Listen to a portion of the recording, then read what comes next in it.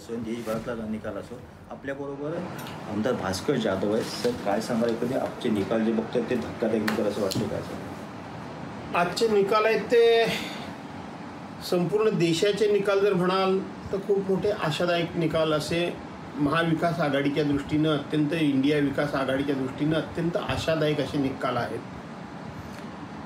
जे सत्ताधारी पक्षाचे लोक, विशेष करून भारतीय जनता पार्टीचे लोक, यांचा एकंदरीत जो अहंकार होता, जो सत्तेचा उद्दामपणा होता, सत्ताधीश म्हणून जी नम्रता असायला पाहिजे होती, परंतु विरोधी पक्षाला कसपटा समान लेखणं, लोकशाहीमध्ये सत्ताधारी पक्ष जेवढा महत्त्वाचा तेवढाच विरोधी पक्ष देखील महत्त्वाचा असतो.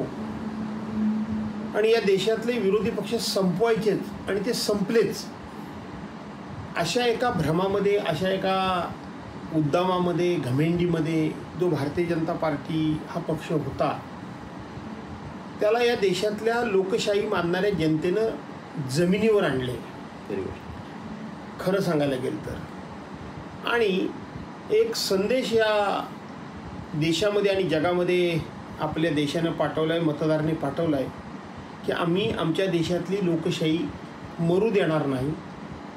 ती लोकशाही आम्ही वृद्धिंगत करू, किंबहुना ती लोकशाही आम्ही आबातीत राखू.